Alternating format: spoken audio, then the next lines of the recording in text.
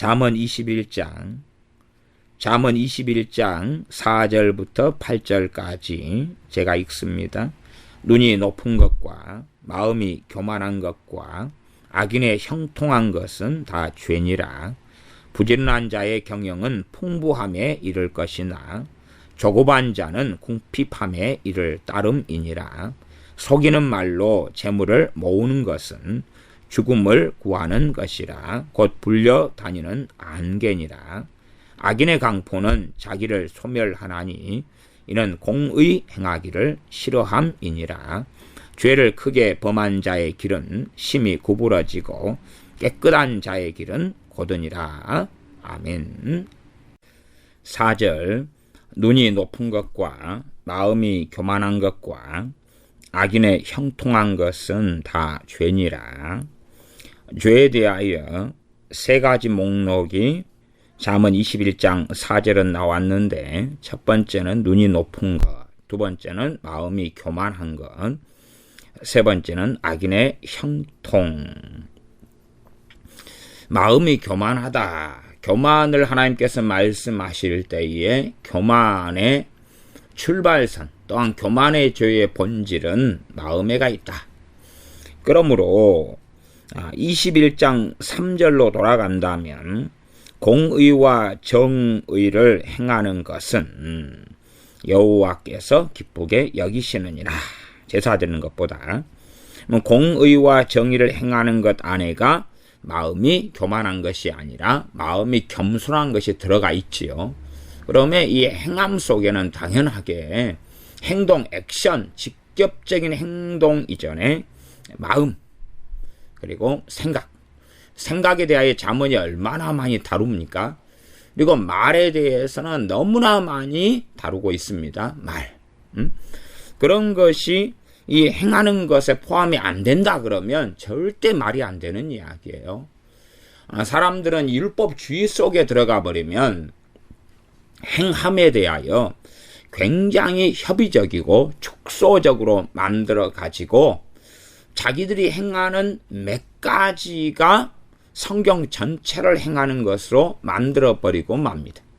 예를 들어 기도하는 것, 중보기도, 또 예배 열심히 드리는 것, 주일 성수하는 것, 구제하고 봉사하는 것, 전도하는 것, 행하는 것, 이런 정도, 교회에서 찬양대하고 성가대하고 그런 정도가 행하는 것에 전체로 만들어버려요.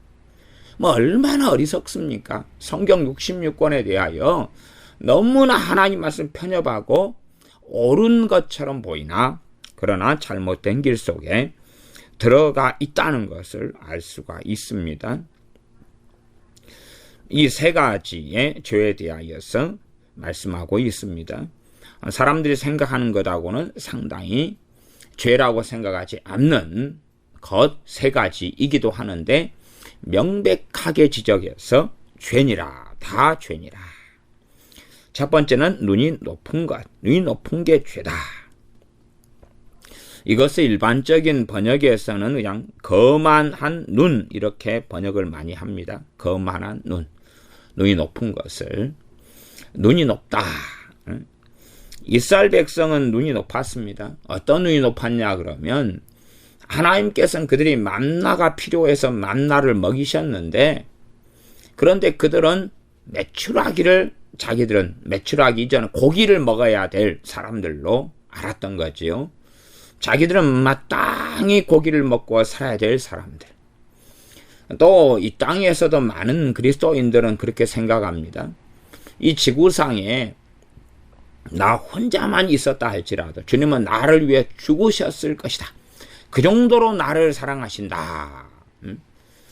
주님의 사랑을 너무나 이기적이고 극단적인 이기적인 사랑으로 만들어 버려서 자기 혼자 있었다 할지라도 주님이 십자가에 죽으셨을 것이다 하는 망상으로 만들어 버립니다. 천하보다 귀한 생명, 그건 성경에 없는 구절입니다. 사람이 천하를 얻고도 자기 생명을 잃으면 무엇이 유익하리요? 그 구절은 있습니다.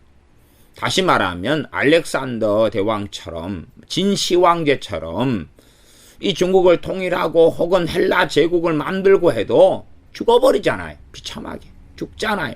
젊은 날이 요절하잖아요. 그렇게 해서 그가 지옥에 갔을진데 온 천하를 통일하고 대제국을 만든다 해서 그것이 무슨 가치가 있겠느냐. 덜 먹고 덜 마시고 산다 해도 영생을 얻으며 하나님을 경외하고 섬기는 삶이 가치가 있다는 거지. 천하보다 그 사람의 생명이 귀한 것이 아닙니다. 절대 그런 게 아닙니다. 이 어리석은 사람들이. 그래서 주님께서 2000년 전에 이 땅에 오신 것을 이해하지 못합니다. 그런 식으로 말하면 아담과 하와가 범죄한 다음에 주님은 바로 오셔야 돼. 그런 식으로 말하면 바벨탑 사건이 있은 다음에 주님은 바로 오셔야 돼.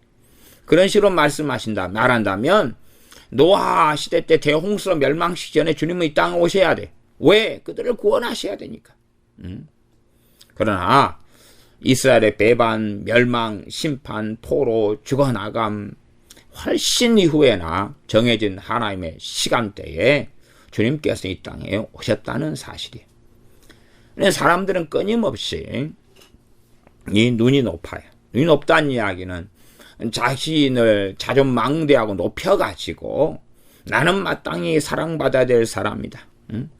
집안에서도 이 자녀를 눈을 높게 만들어버려요. 부모가 생일 때 용돈 5,000원 주면 야, 내 친구는 생일 때 용돈을 5만 원 받았다는데 엄마 아빠는 5,000원 밖에 안 주냐고. 그렇게 눈이 높아버리면 이제 그 아이가 행하는 삶은 다 심각한 죄가 되고 마는 것입니다. 500원을 주어도 1,000원을 주어도 은혜에 속한 거니 엄마 아빠 감사합니다. 그렇게 해야 돼.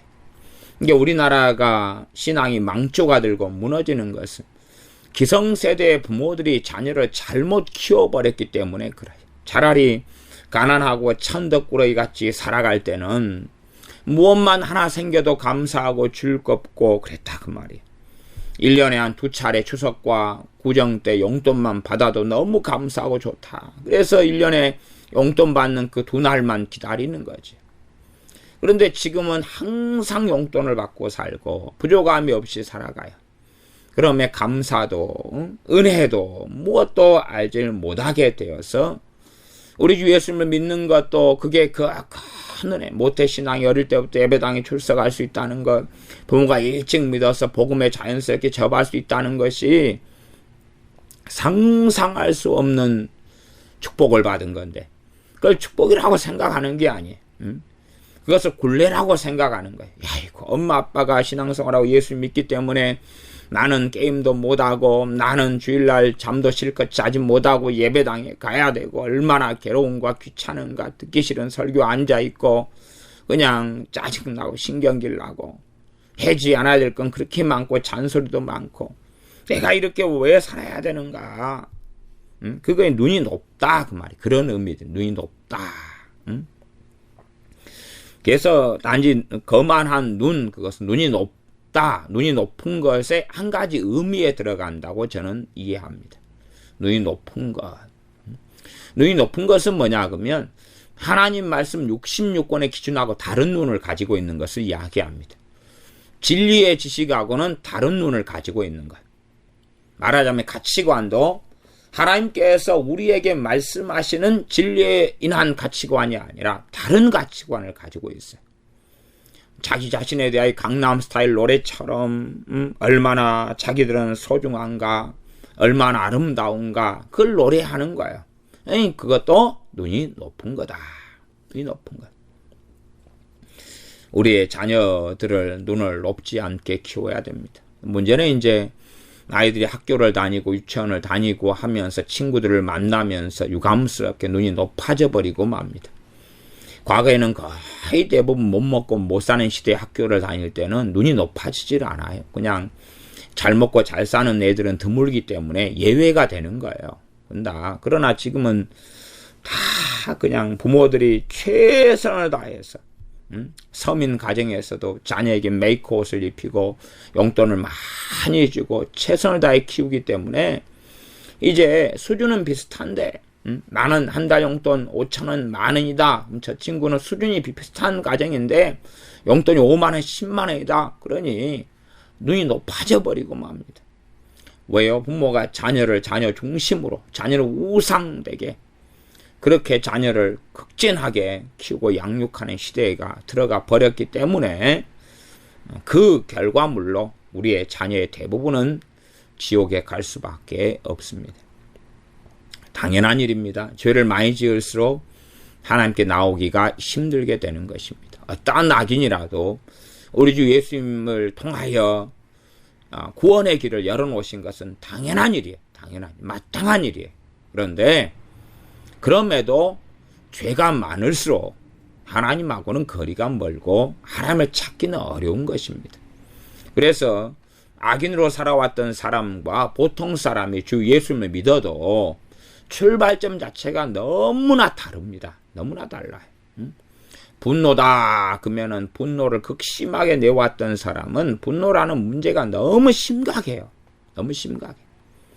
그러니 예수님을 영접하고 믿어도 하루에도 수십 번씩 분노가 일어나고 폭발하고 장독대를 깨고 유리창을 부술 수 있다고 말이에요. 그러나 평범하게 살아온 사람은 그러한 넘어야 될 문제가 별로 덜 심각하다 그 말이에요. 그렇게 주님을 영접하고 믿어도 출발점이 다른 것입니다. 일반적으로 한 아이는 열심히 공부했다. 실력을 갈고 닦았다. 그리고 한 아이는 항상 게으름피고 놀았다. 그러면 우리 주 예수님을 영접했다. 그러면 같은 선상에 설 수 있습니까? 없지요. 주님 영접한 것하고 공부 실력이 전혀 없는 아이가 바로 좋아지는 것하고 말이 되지 않지 않습니까? 그것처럼 인격이나 인성도 가치관도 다 마찬가지예요.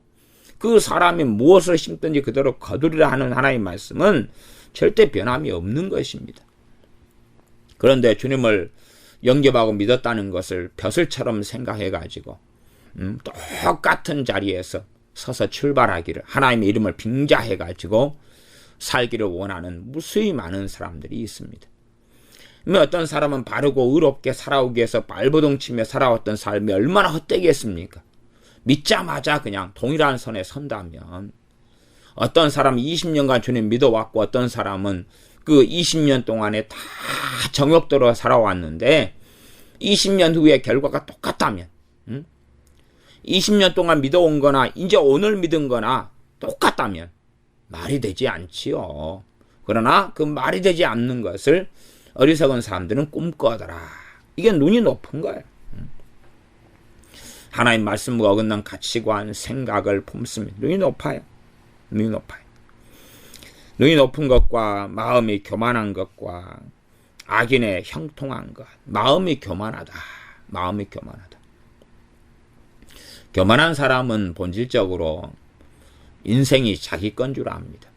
교만은 하나님과 비기고 하나님과 동등하고 하는 것이지요. 그러면 정말 하나님을 섬겨야 될 피조물이 아니라 창조주의 자리에 서려는 것입니다. 나아가 우리 주 예수님을 믿는다는 것은 주님의 생명을 받고 내 생명을 주님께 드리는 것이고 우리 주 예수님을 주님으로 믿는 것입니다. 주님으로. 주 예수 그리스도 그러는 거예요. 주는 뭡니까? 주인입니다. 주인. 예수님이 주인이신 거예요. 내 삶의 주인인 거예요. 내 삶의 주인, 내 인생의 주인, 내 돈의 주인, 내 시간의 주님, 내 건강의 주님, 내 인생의 주님. 그러나 우리 주 예수님을 믿는다는 것과 주님으로 섬기는 것이 다른 것이 아니라 같은 것인데 주님을 믿는다는 것은 단지 당신이 하나님의 아들이고 주님인 것에 동의해 줄게요 라고 착각하는 것입니다. 동의하는 게 아니라 주인 되시는 삶을 주님으로 섬기고 살아가는 것입니다. 종은 주인의 뜻대로 사는 거죠. 종은 주인을 섬기고 주인을 기쁘게 하기 위하여 사는 것이 종입니다. 마음이 교만한 사람은 인생이 내 것이야. 그래서 주님을 입으로는 믿는다고 하지만 자기가 주인된 삶을 살아나가는 것을 그렇게 좋아하고 즐겨합니다. 자기가 인생의 주인으로 끊임없이 살아가면서도 아무 문제와 이상을 느끼지 못하지요. 그렇게 살아가다가 1년에 한 두세 개 심각한 문제가 자기 정욕대로 살아가다가 벌어지니까 빨리 해결해 놓으시라고 기도를 합니다. 그러나 기도가 응답되지 못하지요.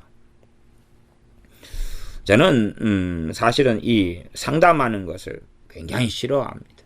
굉장히 싫어하는 이유가 있는데, 이 어떤 사람들은 상담을 할 때 정상적인 믿음의 길, 믿음의 여정을 걸어가면서 그때그때 필요한 지혜를 얻기 위하여 도움을 구하는, 모사를 구하는 상담을 하시는 많은 분들이 있는데, 반면에 어떤 분들은 자기 정욕과 자기 뜻대로 마음대로 살아와가지고 인생을 꼬일 대로 꼬이게 만들어 버렸고, 성령 인도하심도 모르고 자기 뜻대로 자기 판단대로 살아와가지고 복잡한 인생이 되었어요.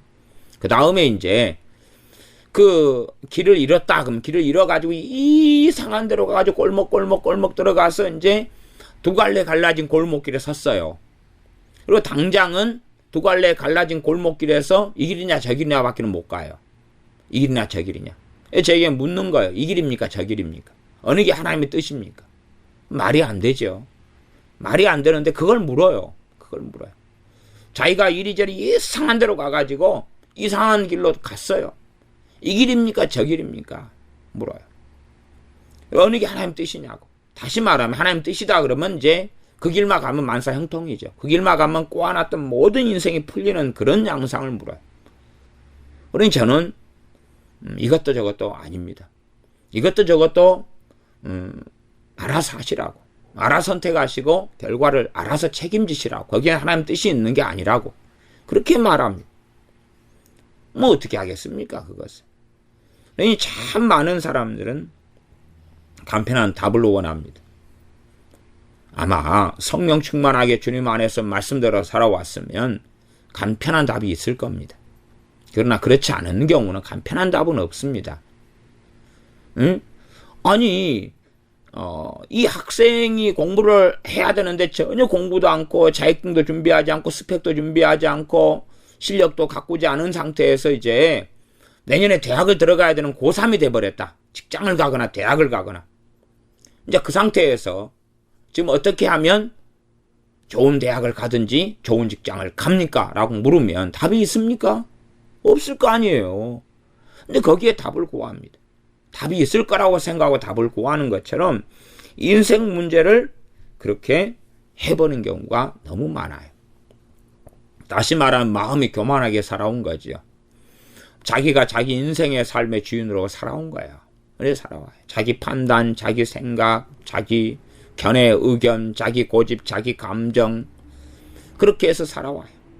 또 어떤 경우는 다른 사람에게 항상 묻고 살아요. 다른 사람을 지도자로 영적 교사로 삼아가지고 다른 사람은 돕는 자고 자기가 주님을 믿으면 자기 안에 성령이 임하셨기 때문에 자기가 성령 인도하심을 따라가야 되는 거죠. 아무리 주의 종이라 해서 그 사람 당사자를 대신할 수가 없는 것입니다. 자기가 선택하고 자기가 그 선택의 결과를 책임져야 되는 거야. 그런데 어느 주의 종이 계시를 받았다, 환상을 보았다, 꿈을 꾸었다, 응답을 받았다 하는 것을 왜 다 믿냐 그 말이에요. 그걸 왜 다 믿어요? 남의 삶의 일에는 각자 남의 삶의 일에 관여할 것도 별로 없지만 그러나 관여해도 제한선이 있는 것입니다. 그런 부분에 하나님의 계시와 뜻을 그렇게 쉽게 주어질 수 있는 문제가 아니에요. 유감스럽게. 그냥 귀가 얇은 사람은 자기가 책임지기 싫으니까 이 사람에게 묻고 저 사람에게 묻고 그래서 자기 귀에 옳은 대로 좋게 들리는 대로 걸어가서 이상한 대로 가 있습니다. 그렇게 하면서 자기가 원점이 되기를 바랍니다. 제가 예전에 한 십몇 년 전에 기도를 좀 해야 되겠어서 기도를 좀 하려고 제가 예전에 많이 다니던 기도원에 시골에 있는 기도원을 찾아갔습니다. 버스를 타고 찾아갔는데 늦은 밤이어가지고 길이 헛갈리는 거예요. 내려야 되는데 내릴 타임을 놓쳐버린 거예요. 이상하다. 여기쯤에가 기도원이 있었는데 간판이 보이는데 왜 안 보이지? 그리고 시간이 지나니까 이제 아이고 지나버렸구나 알겠어요. 근데 한적한 시골이에요. 그러니까 저는 그렇게 생각했어요. 야 그래도 이 차가 지금은 지나버렸는데 바로 내리는 것보다 가다 보면 종점이 나오겠지. 그리고 종점을 지나면 다시 돌아오겠지 생각했어요. 종점을 지나면 돌아오겠지.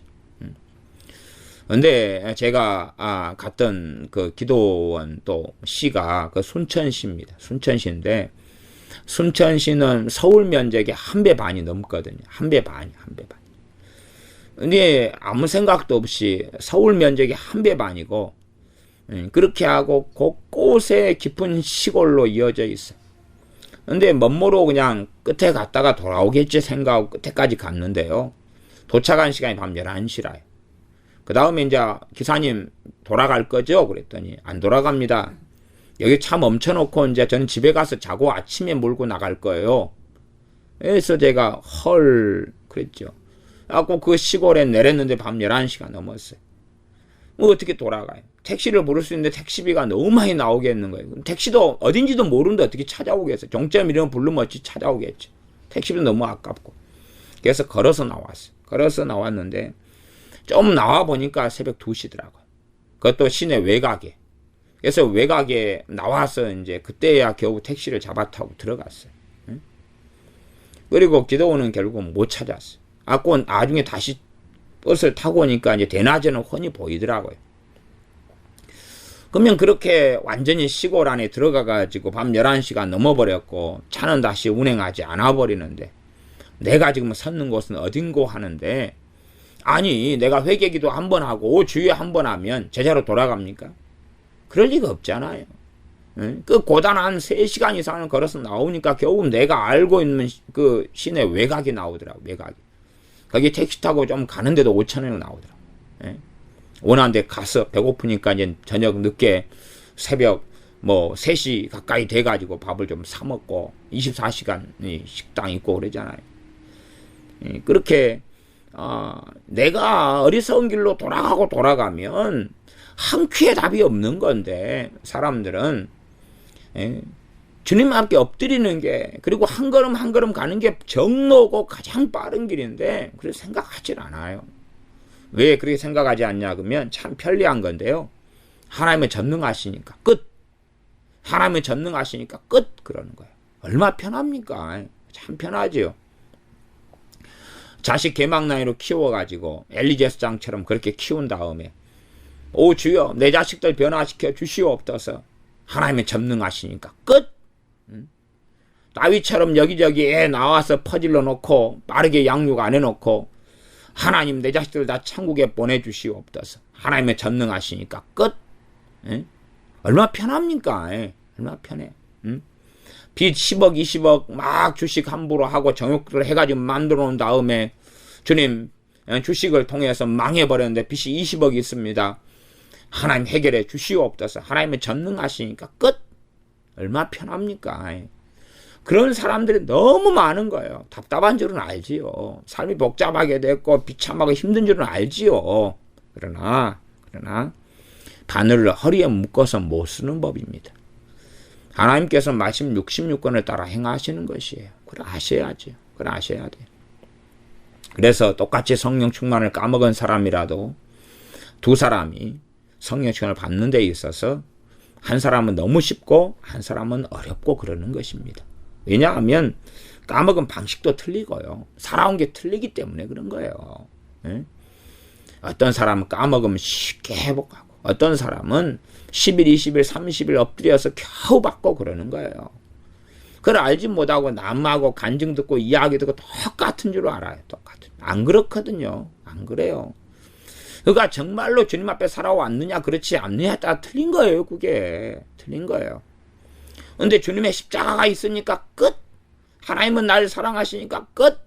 그러는 거예요. 그래서 하나님 말씀 66권 없이 소설 속에서 신앙생활 하는 사람 참 많습니다. 그게 마음이 교만한 것이고 그것이 바로 눈이 높은 것입니다.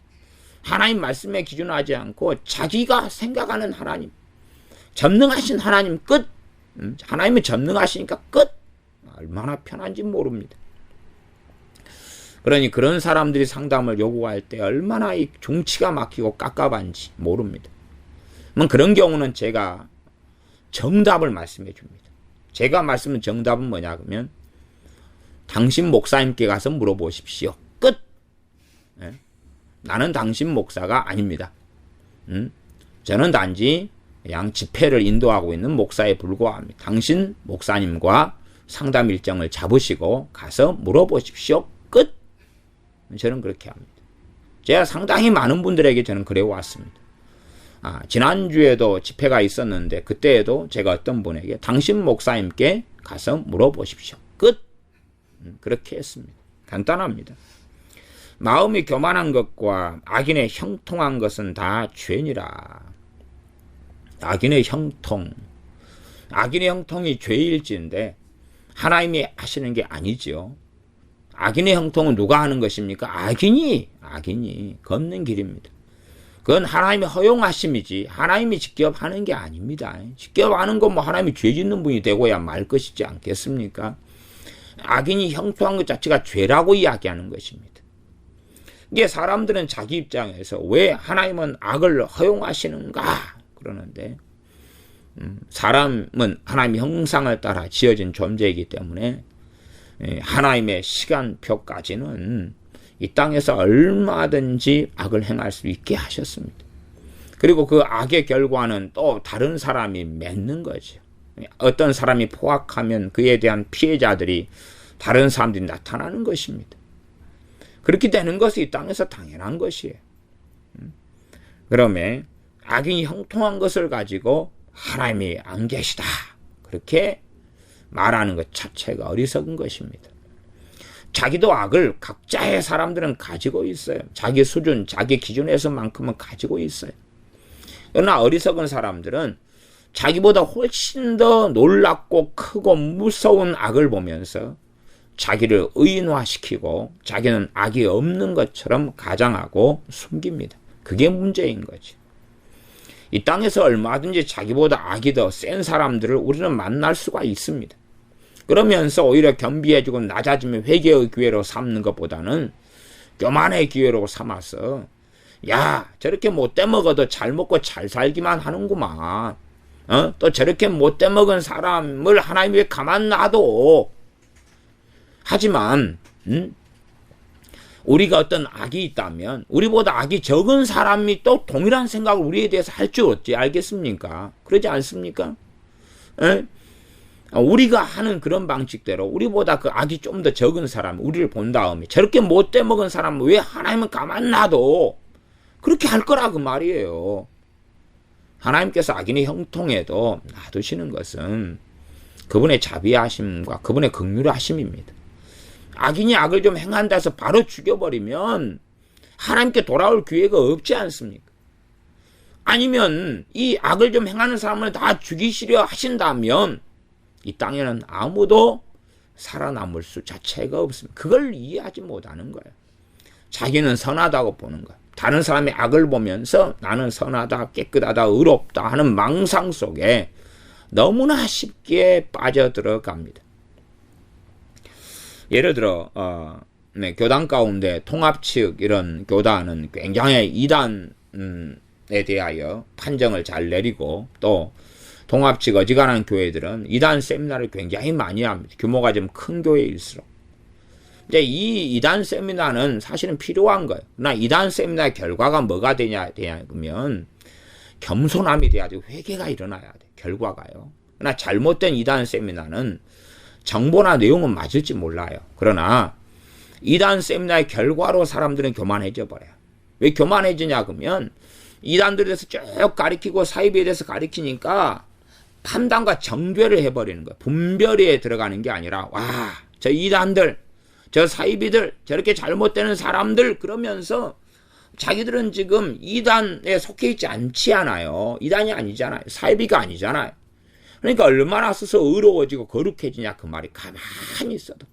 이단 세미나만 참석해도 야, 저 이단 특성을 가진 사람들, 사이비 특성을 가진 사람들 정죄하고 조롱하고 우롱하고 판단하고 우리는 얼마나 안전한가 그러면서 세미나를 하루 이틀 3일 했다 그러면 그 교만이 도를 넘어가 버리고 말아요. 이게 무서운 점입니다. 나 바르게 이단 세미나를 하면 회개가 일어나야 되는 회개가 일어나야 돼. 하나님 앞에 겸비가 되어져야 되는데 안 그렇습니다. 이 땅에 살아가는 사람들은 죄와 악을 다 가지고 있어요. 적든지 크든지 가지고 있어요. 그러면 악인의 형통이라 그럴 때 우리가 생각하는 악인만을 하나님은 지칭하는 게 아닙니다. 결코. 우리가 악인의 형통 그러면 그 악인은 예를 들어 북한의 김정은일 것이다. 그 악인은 누구일 것이다. 중동의 IS일 것이다. 그런데 하나님 보시는 악인하고 우리가 보는 악인은 너무나 다를 거다 그 말이에요. 사람이 1000명이 있다. 그러면 우리가 보는 악인은 1000명 가운데 한 2~3명일지도 모르겠어요. 그런데 하나님 보실 때 악인이 500명이 넘고 700명, 800명, 900명이 넘고 심지어 999명일런지 어찌합니까? 하나님의 눈과 우리의 눈은 너무 틀려요. 너무 틀려요. 그렇기 때문에 잠언 21장 2절은 그렇게 말씀하지 않습니까? 사람의 행위가 자기 보기에는 모두 정직하여도 여호와는 심령을 감찰하시느니라. 이게 사람이 자기가 볼 때 나는 악인이 아니다. 나는 뜻대로 살아가기 형통한 거다. 그런데 하나님은 심령을 감찰하시니까 너는 악인이다. 판정하실 수 있다는 말이에요. 그렇게 사람들은 자기 본의로 생각을 해요. 눈이 높기 때문에, 마음이 교만하기 때문에. 눈이 높은 것, 마음이 교만한 것, 악인의 형통, 어떤 면에서는 굉장히 일맥상통하게 흘러갑니다. 우리가 생각하는 악인의 형통 그러면 우리는 그 악인의 자리에서 다 우리를 빼버려요. 우리는 선하고 의롭게 살고 예수님 믿고 있으니까 악인이 될 수가 없어. 그러는 거죠. 아니, 주님께서 나를 위해 생명을 주셨어요. 근데 그래서 값으로 우리를 샀다 그랬어요. 그런즉 이제 너희가 사는 것이 아니고 너희 안에 그리스도께서 사시는 것이라. 주님께서 사시는 삶을 살아야 돼. 근데 주님께서 내 생명을 샀는데 내가 나의 주인으로 산다. 그럼 어찌 악인이 아니에요? 그 악인이 아니라고 생각하는 거예요. 말이 안 되잖아요. 주님과 자기가 비기면서 살아가요. 그의 나라와 그의 의를 구하라 그러는데 자기의 정욕, 자기의 유익, 자기의 필요, 자기의 만족만을 구하고 살아가요. 자기가 악인이 아니라고 생각하는 거예요. 어떻게 그럴 수 있냐 그 말이. 악인의 형통을 이야기할 때 이 기준은요, 이스라엘 백성, 하나님 백성의 기준이에요. 이 불신자를 이야기하는 게 아닙니다. 악인의 형통 그러면 자기를 돌아보기보다는 타인을 돌아봐요. 타인을 돌아봐요. 꼭 남편들아, 아내들아 그러면은 남편들은 아내들아 한 구절 가지고 왜 이렇게 안 해? 그리고 아내들은 남편들아 한 구절 가지고 왜 이렇게 안 해? 부모들아 그러면 자녀는 부모 왜 이렇게 안 해요? 자식들아 그러면 너희들 왜 이렇게 안 하냐? 지금 자기에 해당되는 말씀을 가지고 하나님 앞에 서야 되는데 다 상대방들 다른 사람들에 대한 구절들만 보려는 거예요. 왜? 자기는 안전한 자리에 머물러 있고 남만 판단하고 정죄하면서 자기는 높아진 자리에 들어서고 싶다는 거지요. 하나님 말씀은 우리가 들어야 되는 거예요. 우리가 들어야 되는 거지 남이 들어야 되는 게 아니라는 거예요. 지금은 이제 우리 교회 신앙생활 안 하는데 예전에 우리 교회 신앙생활 했던 어떤 집사님 가정이 있었는데 그 가정은 주일날 설교 시간만 되면 서로 막 팔꿈치를 쳐요. 가족들이 앉아 있으면서. 왜 팔꿈치를 치냐 그러면 야 오늘 설교 니들하고 하는 거야. 니가 들어야 될 설교구만. 니가 똑바로 들어. 응? 또 이쪽은 팔꿈치. 오늘 설교는 당신이 들어야 될 설교구만. 똑바로 들어. 가족들이 그랬어요. 응? 근데 시간이 흘러가도 변화되지 않아요. 달라지지 않아요. 결국 이제 귀가 얇아가지고 교회를 떠나게 되더라고요. 그러니까 뭐 교회를 떠나는 것 가지고 막역사가졌다 뭐 그렇게는 저는 말씀드리지 않아요. 오히려 저하고 함께 신앙생활에서 몇 년간 하면서 변화되지 않고 그런 뻔히 변화될 만한 좋은 교회로 옮겨가는 것을 저는 추천하고 환영합니다. 그런 좋은 거라고 생각해요. 왜냐하면 변화되지 않은 채로 있고 때로는 교회에서 좀 문제가 일어나고 막 이런 거 볼 때 저도 상당히 힘들더라고요. 근데 떠나놓고 나니까 이제 신간이 편하고 좋은 거예요. 제 유감스럽게 제 목회자 입장에서는 그랬습니다. 책임을 그 영혼에 대한 책임을 주님 앞에서 져야 되는 부분이 있는데 선생된 자들은 더 큰 심판을 받는다 그랬어요. 그러니 주님께서 참된 목자이시고 이제 청지기로서 이 목자의 사명을 받은 사람이 주의 종들인데 그 사람들이 변화되지 않는다면 그 책임을 져야 되는 측면이 존재해버리는 거예요. 그래서 이 악인의 형통의 관점 우리 자신을 살펴봐야 돼요. 말씀을 통하여 우리 자신 말하자면 심지어 우리가 형통하게 되어서 살아가는데 혹여 악인의 형통이 아닐까 이런 걸 살펴야 되는 거예요. 또한 다른 사람이 형통하게 되어져 가는 것 가지고 부러워할 필요가 없다는 사실이에요. 정말 부러워할 것은 따로 있는 거예요. 따로 있는 거. 성령 충만하게 주님 앞에 살아가는 거예요. 그리고 그런 것을 부러워해야 되지만 시기 질투할 문제가 아니에요. 왜냐하면 우리와 함께 교우된 사람들 성령 충만하면 그 복과 은혜가 우리에게 흘러 들어와요. 거꾸로 우리가 참으로 그리스도의 지체됨 속에 있다면 어떤 사람이 마귀에게 진탕 짓눌리면요, 우리에게도 유감스럽게 안 좋은 것이 흘러 들어오는 측면이 있어요. 그러니 함께 믿음에 교우되고 지체된 사람들 서로 잘 돼야지만이 서로가 좋은 거예요. 근데 시기질투가 심해져 가면 상대방이 무너지고 안 좋게 되기만을 바라고 기다리고 있어요. 그건 결국은 자기를 해치고 자기를 죽이는 것입니다. 그래서 이 땅에 믿는 사람들이 잘 되고 형통하는 것도 유감스럽게 그 가운데 악인의 형통도 굉장히 많은 것이 유감스러운 일입니다. 진정한 악인은 자기가 자기 인생의 주인 되어 살아가는 거예요. 거기서 출발인 것입니다. 주님과 비길이라 하고 살아가고 자기가 주인의 자리에 서서 주님의 인생이 아니라 자기의 인생으로 살아가는 거예요. 이게 그리스도인의 가장 무서운 악입니다. 그래서 성령 충만이 사라지는 이유 가운데 핵심에 들어가는 것이 자기가 주인된 삶으로 돌아서는 거예요. 그러나 죄를 짓고 넘어지고 쓰러지더라도 주님의 주인된 삶의 길을 꾸준히 걸어가는 사람은 다시 계속하여 성령 충만이 회복되는 걸 볼 수가 있어요. 그러나 자기 고집, 아집, 자기 판단, 미움, 증오, 용서하지 않음 다 자기중심성이지. 교만, 이런 것들은 성령 충만을 무너뜨려 버리는 것이, 성령님을 소멸케 되어져 버려요. 그러니 그런 자기중심성이 굉장히 강하고 이런데 악인의 자로 들어가 버리고, 이런 사람들이 성령 충만을 구할 때에 유감스럽게 거의 받지 못하는 것을 봅니다. 왜냐하면 성령 충만을 받으려면 이제는 말씀대로 살고 주님을 주인된 삶으로 섬기고 자기 중심성을 무너뜨려야 한다는 가장 기본적인 것을 깨닫고 알아야 돼요. 받았다가 잃어버린 사람들은요. 5절입니다. 부지런한 자의 경영은 풍부함에 이를 것이나 조급한 자는 궁핍함에 이를 따름이니라.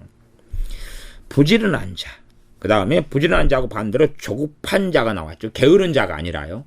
게으른 자가 아니라 조급한 자가 나왔어요. 그러니까 전반절, 상반절 있고 하반절, 전반절 있고 후반절이 대꾸를 이루는데 상당히 다르게끔 보여요. 그런데 상식적으로는 부지런한 자가 나오면 조급한 자가 아니라 게으른 자가 나와야 돼. 아니, 조급한 자는 어떻게 보면 게으름입니까? 부지런한 것입니까? 부지런한 거죠. 그래서 제가 이 게으름과 부지런함의 의미를 영적인 의미로 제가 설명을 계속 해왔던 것입니다. 물론 현실적인 이 게으름의 의미가 없다는 건 아니라 그 말이에요. 그런 의미도 중의적으로 가지고 있다.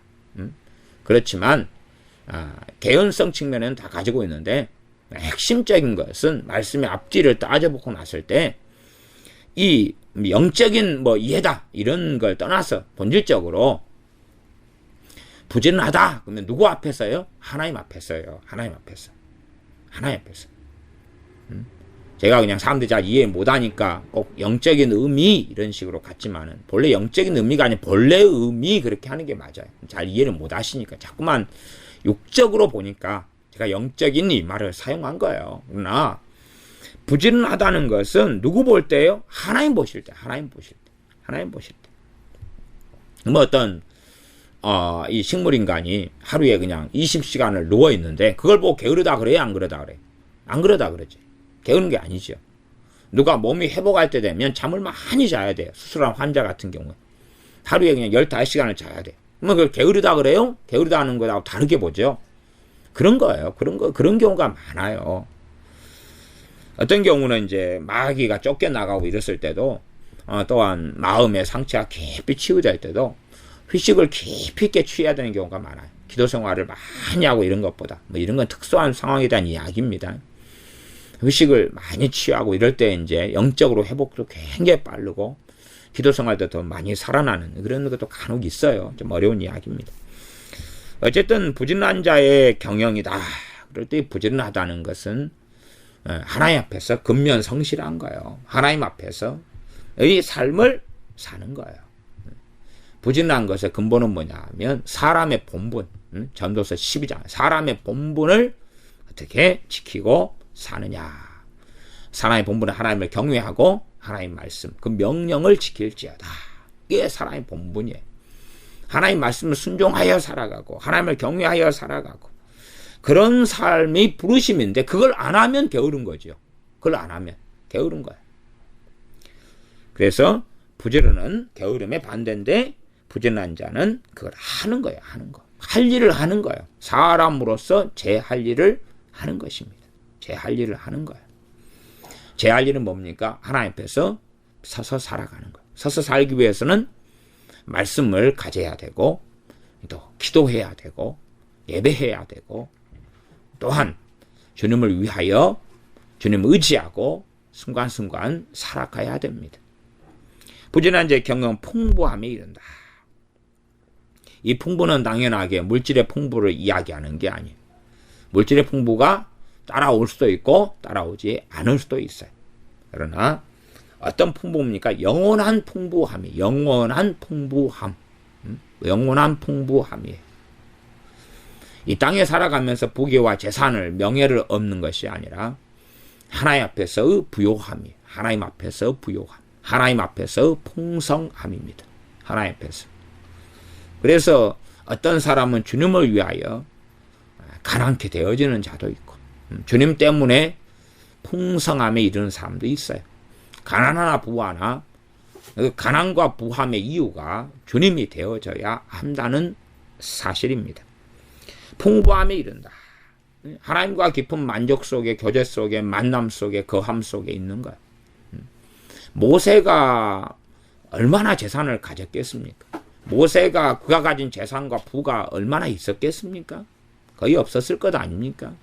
그러나 그는 누구보다 풍부함을 가진 사람이다. 그 말이 풍부함을 가진 사람이다. 모세가 이스라엘 백성에게서 세금을 걷어가지고 살았겠습니까?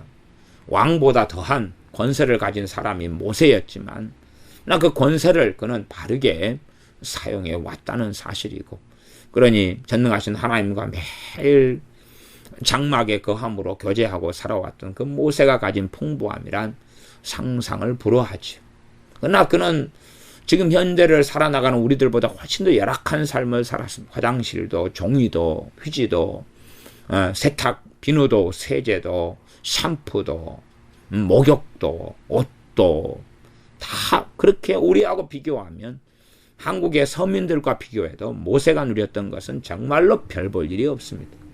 차라리 우리가 육체적으로는 그냥 엄청난 풍부함을 우리는 가지고 있습니다. 뭐 우리나라 같은 경우는 공중 화장실만 가도 다 화장지가 비치되어 있고 손 비누가 있고 뭐 다 뭐든지 물도 마음껏 쓸 수 있고 그다음에 우리 동네 같은 경우는 이 공중 화장실이 다 관광지이기 때문에요. 따뜻한 물이 어딘가는 다 나옵니다. 한겨울에도 따뜻한 물이 다 나와요. 얼마나 놀라운지 모릅니다.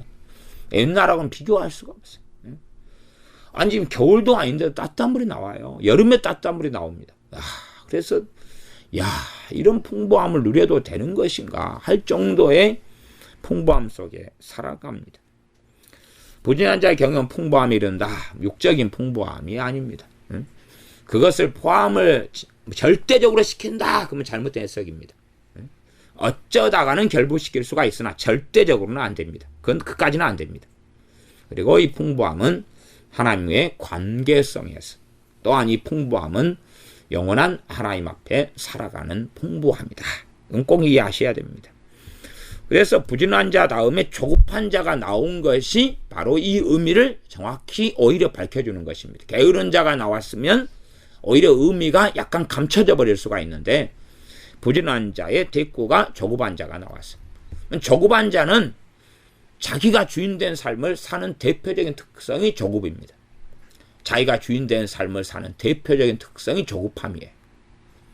그래서 제가 활동했던 선교단체에서는 표어가 있었는데 어떤 표어가 있냐 그러면 기도보다 성령님보다 앞서지 말자. 저는 그 표어를 몇 년을 보면서도 사실은 이해를 못했어요. 저는 굉장히 조급한 이 성격이었거든요. 저는 굉장히 조급하게 살았어요. 근데 기도보다 성령보다 앞서지 말자 하는 표가 있는데 그걸 이해를 못했어요. 몇 년 동안 이해가 안 되더라고요. 저게 무슨 말인지는 모르겠더라고요. 근데 몇 년이 지난 다음에야 제 저구밤의 문제들과 싸워나가고 깨닫고 알고 회개하고 해나가면서야 저구밤의 문제가 좀 해결되면서야 그게 알겠더라고요. 내가 기도보다 앞서갔구나. 내가 성령보다 앞서갔구나. 내가 주님을 기쁘시게 하고자 하는 저는 그런 열정과 열망은 있었어요. 그런데도 이게 동기가 선하니까 아무 상관없다고 생각했던 거예요. 참 오랫동안. 기도보다 성령보다 앞서가면서도 나는 바른 동기를 가지고 있잖아. 하나님을 기쁘시게 하려고 그렇게 사는 거야. 그러니 저는 면죄부를 받은 것처럼 착각을 했어요. 그러나 그게 면죄부가 아니고 죄는 그대로 죄더라고요. 조급한 자는 궁핍함에 이른다. 조급한 사람은 일반적인 내용으로 이해를 해도요. 조급한 사람은 실수를 많이 할 것 아닙니까? 사건 사고가 많지요. 근데요.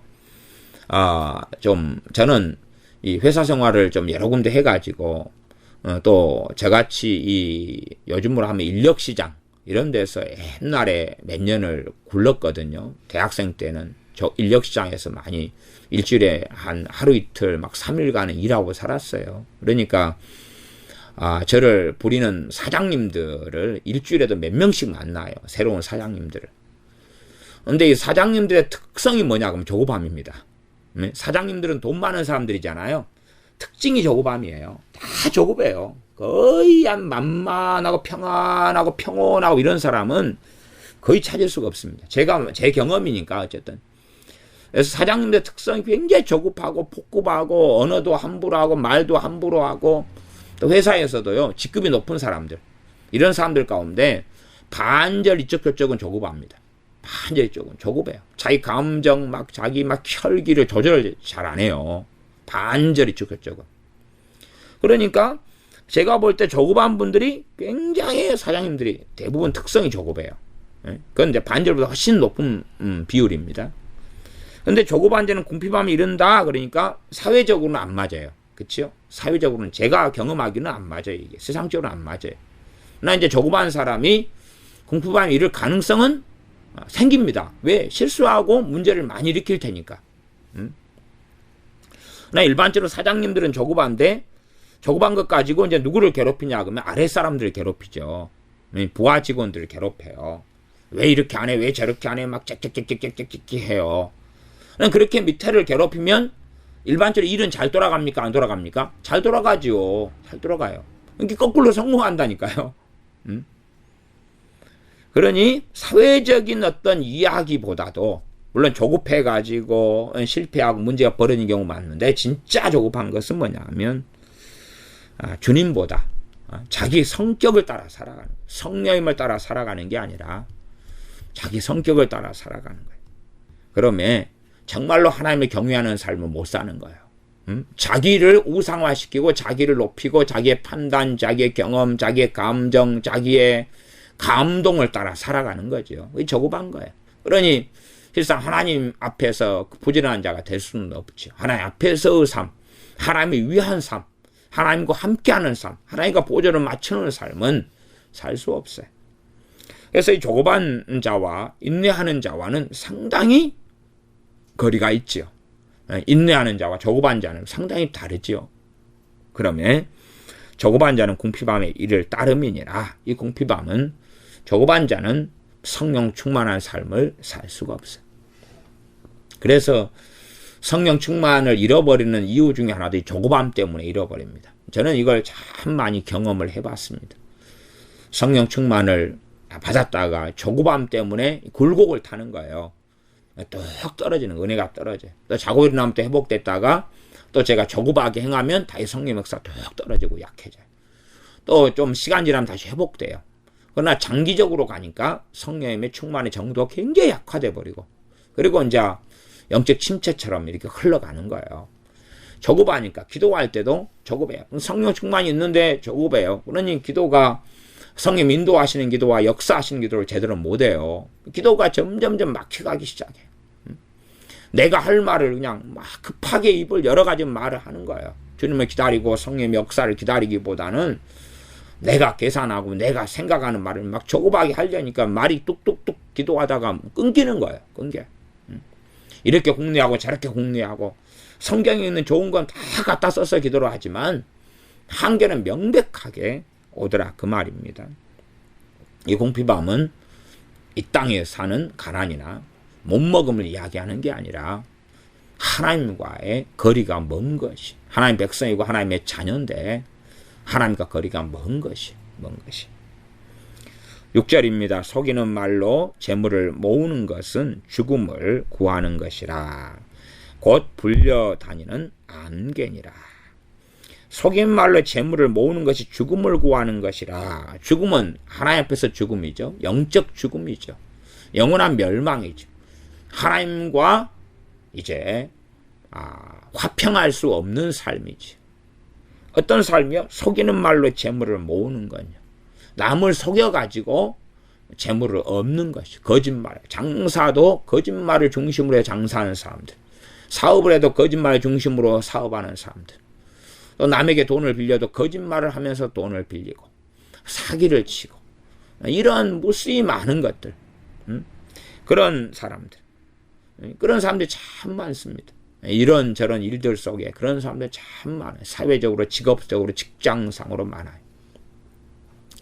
저도 어떤 물건들이나 뭘 사고 그럴 때, 또 어떨 땐 자격증을 딸 때도 이러한 속이는 사람에게 당해보기도 했어요. 그래갖고 돈 손해라 50만 원 뭐 이렇게도 보고 막 그랬는데요. 이게 상대방도 크리스찬인 거예요. 크리스찬. 믿는 사람. 자기도 믿는 사람이라. 그러면서 이러이러한, 어떨 때는 제가 공무원 시험, 7급 공무원 시험을 준비하고 그럴 때 있었는데, 그때도 공무원 시험 교재 때문에 교재를 구하기 어려워서 이제 이 관계된 기관들이 연락했는데 그쪽 관계된데 한 군데서 교재를 팔아먹었는데 교재가 좋은 교재가 아니었던 거예요. 돈을 일시불로 이제 주고 나니까 또 그쪽도 크리스찬이었어. 크리스찬. 그래가지고 교재가 안 좋아버려요. 계속 내용도 틀려버리고. 그래서 이걸 반품을 해달라 그랬더니 전혀 안 해주고 침을 떼버리고 그 다음에 어떻게 필요한 자료를 보내준다 그랬는데 다 입을 닦아버리고 그것 때문에 한 2-3달을 제가 신랑해하고 좀 힘들었던 것 같아요. 근데 왜냐 그러면 그것은 이제 제 자신이 조급한 삶을 살았기 때문에 그러죠. 제 자신이 이 성령의 인도하심 받기보다는 육적으로 선택하고 결정하고 그래서 7급 공무원 시험 봤는데도 몇 점 차이로 떨어져 버리는 거예요. 진짜 아쉽게 떨어지는 거예요. 대면 그냥 7급 공무원 생활을 하고 하나님이 이런 옛날 제 계획으로는 이제 한 40살 넘어서 이렇게 하고 막 옛날에 그렇게 오래전에 그랬는데 그렇게 이제 하려고 마음 먹고 20대 때 하나님이는 나중에 좀 충분히 잘 먹고 살게 되고 집안의 빚 문제도 해결하고 그때 해야 되겠다. 그리고 이제 공무원 시험 준비했는데 그냥 아깝게 떨어지니까 얼마나 안타까워요. 그러니까 더 그냥 안 좋은 교재를 7급 공무원 시험 관련된 안 좋은 교재를 판 사람보다 더 성질이 나더라고요. 근데 실제로 이제 이런 사업하는 사람들, 많이 한 사람들 만났는데, 크리스찬인데, 소위 자기 입에서. 근데, 이 속이는 사람을 저는 많이 경험했어요. 참, 이제 사회 경험이 적은 사람들이야, 이런 경우를 이해를 잘 못할 수 있는데요. 실제로 이 속이는 말로 재물을 모으는 사람들은 크리스찬이라고 하는 사람들이 너무 많습니다. 크리스찬 사업가, 기업가, 뭐 등등 참 많아요. 정말 많습니다. 죽음을 구하는 것이라. 그럼 이런 사람이 이제 크리스찬이다. 이런 사람이 크리스찬이기 때문에 주님을 영접하고 믿었을 거 아니에요. 근데 그 사람들에게 뭐가 와? 이게 배교가 그렇게 일어나는 거지. 배교가. 믿는 사람의 배교가 많이 일어나는 것이 속이는 말로 재물을 모으는 일 속에 들어갈 때 배교가 일어난다. 그 말이에요. 이게 죽음을 구한다 그럴 때 안 죽었다는 이야기겠죠. 기본적으로. 안 죽었어요. 하고 죽음을 나타나는 거예요. 이미 죽은 자에게서는 죽음을 구한다 그럴 필요가 없어요. 이미 죽은 자이기 때문에. 그래서 잠언의 대상은 하나님의 백성이 대상인 것입니다. 곧 불려다니는 안개니라. 안개는 있는데 언제 없어질지 몰라요. 바람이 불면 없어지고요. 또 햇볕이 나면 없어지고 순식간에 사라져버려요. 당장은 그냥 어이고 왜 이리 안개가 진하대. 안개가 오늘 심하게 끼었구만. 그래도 이거 오래가지는 않아요. 7절입니다. 악인의 강포는 자기를 소멸하나니 이는 공의 행하기를 싫어함이니라. 악인의 강포, 악인의 포악한 것. 악인의 폭력 다 포함하는 것입니다. 자기를 소멸한다.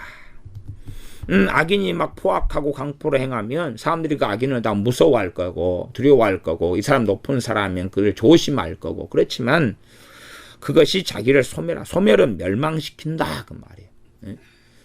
그러면 이 악인이라도 이제 악인이 어떻게 할 때요? 하나님께 겸비하고 아합이 겸비했던 것처럼 악인이 에스겔 선지자를 통해 말씀한 것처럼 악인이 겸비하고 엎드릴 때 책망을 들을 때에 그 악에서 돌이켜서 구원받고 용서받고 은혜를 입을 수 있는 거죠. 그런데 악인이 강포를 행할수록 그런 거하고는 악인에서 돌아서는 것하고는 멀어져 버린다는 사실이에요.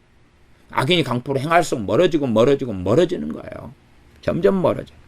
그래서 자기를 멸망시키는 과정이 악인이 강포를 행하고 포악을 행하고 때론 언어 폭력을 행하고 학대를 행하고 살아나가는 삶이 자기를 소멸시키고 자기를 멸망시켜버리는 삶이 여정이기 때문에 암도 그러지 않습니까? 하나님께서 암을 치료한 기적이 있지만 그냥 일반적으로 한다면 암이 초기하고 중기가 있고 말기가 있다 그러면 초기가 치료가 되고 쉽고 중기나 말기는 어려울 것 아니에요. 그런 것처럼 이 악인의 강포도 그런 거예요. 이 강포가 되어져서 심화가 되고 깊이 들어가 버리면 다시 돌이키고 회복하는 것은 훨씬 더 어려워질 수밖에 없습니다. 이는 공의 행하기를 싫어함이니라. 공의를 행하기 싫어한다. 이것이 악인의 강포와 함께 갑니다. 공의를 행하기 싫어한다 그 말은 바르게 살기를 싫어한다 그 말이에요. 바르게 살기를 원하는 마음이 안에가 없는 거예요. 악인은 그게 없어요. 바르게 살기를, 뜻대로 살기를, 하나님 말씀대로 살기를 그게 바르게 사는 거예요. 공의를 행하는 것은 올바르게 사는 것을 이야기합니다. 올바르게. 올바르게는 기준은 뭡니까? 하나님 말씀. 지금 이건 하나님 백성에 대한 이야기지 세상사를 이야기하는 좋은 생각 책이 아닙니다. 좋은 생각, 좋은 마음을 가지고 칭찬하는 말을 하고 좋게 살자는 좋은 생각을 이야기하려고 잠언이 기록된 게 아니에요. 영원한 생명에 대한 이야기를 하려고 잠언이 기록된 거예요. 영원한 생명. 영생과 영벌에 대한 이야기를 하려고 잠언이 기록된 거예요. 영벌과 영원, 천국과 지옥 이야기 하려고 기록된 거다 그 말이. 천국과 지옥 이야기. 어디서 영원한 삶을 보낼 것이냐, 천국이냐, 지옥이냐 그걸 이야기하려고 기록된 거예요. 그러니 잠언을 가지고 세상사를 어떻게 잘하고 재미나게 살 것이냐 그걸 보려면 안 돼요.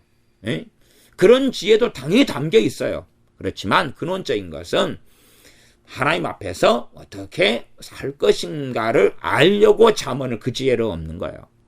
어떻게 하나님을 경외하고 살 것이냐의 지혜와 명철을 얻으려고 잠언으로 가는 거고 잠언은 그걸 말씀하고 있는 것입니다. 하나님의 자녀, 하나님 백성으로서 영원한 삶을 살도록 돕기 위하여 그 지혜와 총명과 지각을 주려고 그 지식을 주려고 잠언이 기록된 것이. 그러면 공의, 그러면 이건 율법을 기준으로 한 것입니다. 공의, 하나님 말씀 율법을 기준으로 해가지고 공의가 나왔는데 공의 행하기를 싫어한다. 공의 행하는 것을 원치 않는다. 그래서 하나님 말씀대로 살아가는 삶을 이 악인들은 싫어하는 것이에요. 제가 잠언 21장 3절에 공의와 정의, 개역 성경으로 의와 공평 그럴 때 앞에 공의와 정의가 앞에 공의가 미슈파트 그렇게 해서 미슈파트. 그런데 이 히브리어 상으로 21장 7절의 공의도 미슈파트입니다. 같은 말이에요. 미슈파트. 그래서 21장 3절은 의라고 돼 있고 이 개역 성경으로는요. 개정 개혁판은 공의로 해놨어요. 이걸 똑같은 히브리어예요. 미슈파트예요. 미슈파트인데 의 개혁 성경, 저는 개혁 성경을 지금도 읽으니까 21장 3절은 의와 공평 그랬는데 그 의가 미슈파트고 7절에 공의 행하기를 싫어합니다 할 때의 7절도 미슈파트입니다. 이게 요거 같은 말이죠. 같은 말. 그래서 이 미슈파트 공의, 공의는 법률적으로 성질된 판결인 하나님으로부터는 율법을 기준으로 하는 하나님 말씀대로 순종하고 살아가는 이런 의로운 삶을 이야기하는 거예요. 올바른 삶을 이야기하는 거죠. 이것 자체를 악인은 마음에 두지 않는다는 거예요. 마음에 들지 않아요. 그러면 이 악인은 기준이 자기가 기준이 되는 거예요. 자기가 가지는 가치관, 생각, 판단, 감정 이런 게 경험이 돼가지고 생하는 것을 악인의 강포라 그러는 거예요. 악인의 강포. 이것은 자기를 멸망시켜가는 거죠. 그러니까 어떤 사람들이 예수를 영접하고 믿었어요. 믿는데 이런 사람들이 몇 부류로 나눠져 버려요. 예수를 영접하고 믿는데 그 결과가 어떤 사람 너무 그 은혜에 감사하고 그 사랑에 너무 감사해서 주님을 더 알고 사랑하고 섬기고 이런 사람의 부류가 있고, 어떤 사람은 동일하게 주님 영접하고 믿어서 그 은혜를 잠깐 누리는데 이제 악인의 강포로 들어가는 사람이 있어요. 왜냐하면 이제 그 악인의 강포는 자기의 중심성을 버리지 않는 상태, 그걸 깨뜨려가는 게 아니라 오히려 강화를 시켜가지고 이제 내가 주님 당신을 믿어드렸으니까 나한테 뭘 해놓으시오. 그렇게 하면서 하나님 말씀에 관심을 가지고 말씀대로 순종하고 따라가려는 의사 자체를 안 가져요. 그 마음 자체를 전혀 안 가져요. 하나님 말씀대로 살아야 되겠다. 이 은혜를 받았으니, 이 구원을 받았으니, 주님께서 나를 이렇게 사랑하셨으니 주님 말씀대로 살아야 되겠다는 아무런 생각, 아무런 의도, 아무런 마음 이렇게 가지지 않아요. 그래서 살아가는 삶이 이제 악인의 삶이죠. 그래서 제가 앞에 4절 강해하면서 말씀드렸습니다. 8절입니다. 죄를 크게 범한 자의 길은 심히 구부러지고 깨끗한 자의 길은 곧으니라. 죄를 크게 범한 자의 길은 심히 구부러졌다. 그게 죄도 크게 범할 수가 있고 작게 범할 수가 있고 그러는 거죠. 크게 범하면 심하게 구부러지고, 심하게 구부러지면 길이 심하게 구부러졌다. 그 말은 더 심하게 잘못돼가고 이상한 데로 가는 거죠.